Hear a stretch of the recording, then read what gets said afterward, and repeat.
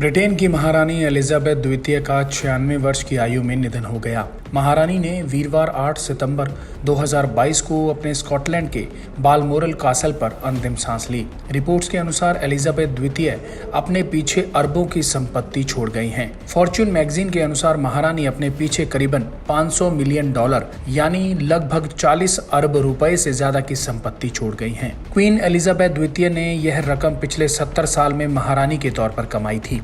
इसके अलावा ब्रिटेन के इस राज घराने का कुल कारोबार करीबन 28 अरब डॉलर का है, जिसे रॉयल फर्म कहा जाता है। किंग जॉर्ज IV और प्रिंस फिलिप इसे फैमिली बिजनेस भी कहते हैं। महारानी की मौत के बाद अब ये संपत्ति ब्रिटेन के नए किंग बने प्रिंस चार्ल्स को विरासत में मिलेगी। $28 बिलियन की अचल संपत्ति इस घराने के पास है। फोर्ब्स मैगजीन के अनुसार ब्रिटेन के शाही परिवार के पास साल 2021 तक करीबन $28 बिलियन की अचल संपत्ति थी, जिसे बेचा नहीं जा सकता। इन संपत्तियों में शामिल द क्राउन एस्टेट की कीमत $19.5 बिलियन है। इसमें बकिंगम पैलेस की कीमत $4.9 billion, the duchy of Cornwall की $1.3 billion, the duchy of Lancaster $748 million, Kensington palace की $630 बिलियन और स्कॉटलैंड के क्राउन एस्टेट की कीमत $592 मिलियन है। वहीं शाही परिवार की आमदनी कैसे होती है, इसके बारे में भी आपको बताते हैं। ब्रिटेन के शाही परिवार को टैक्स पेयर्स की तरफ से मोटी रकम प्राप्त होती है, जिसे सॉवरेन ग्रांट के रूप में जाना जाता है। इसे वार्षिक आधार पर शाही परिवार को दिया जाता है।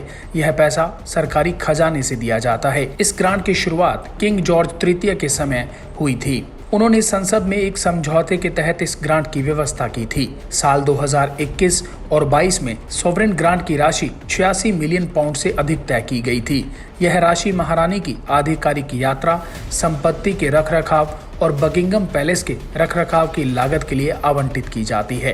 रॉयल फर्म से ब्रिटेन की इकोनॉमी में लाखों पाउंड का योगदान होता है। ब्रिटेन के रॉयल फर्म में शाही परिवार के लोग शामिल होते हैं, जिसकी अगुवाई अभी तक महारानी एलिजाबेथ करती थी। कई इवेंट और टूरिज्म के जरिए यह फर्म हर साल ब्रिटेन की इकोनॉमी में लाखों पाउंड का योगदान देती है। इस फर्म के सदस्यों में प्रिंस चार्ल्स और उनकी पत्नी कैमिला, प्रिंस विलियम्स और उनकी पत्नी कैट, प्रिंसेस एने और प्रिंसेस एडवर्ड और उनकी पत्नी सोफी शामिल हैं।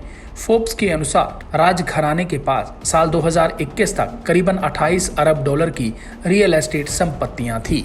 क्राउन एस्टेट के पास जमीन और अन्य होल्डिंग्स के जरिए हर साल मोटा फंड आता है, लेकिन यह महारानी या किसी अन्य सदस्य की निजी संपत्ति नहीं है। इसे एक सेमी इंडिपेंडेंट पब्लिक बोर्ड चलाता है। साल 2021-22 के लिए जून में क्राउन एस्टेट से 31.27 करोड़ डॉलर का राजस्व मिला था। रिपोर्ट्स के अनुसार महारानी ने अपने निवेश, ज्वेलरी, कला संग्रह और रियल एस्टेट होल्डिंग से लगभग $500 मिलियन की संपत्ति अर्जित की थी। अब उनकी मौत के बाद यह संपत्ति उनके बेटे और ब्रिटेन के नए किंग प्रिंस चार्ल्स को सौंपी जाएगी। ब्यूरो रिपोर्ट, सच कहूं।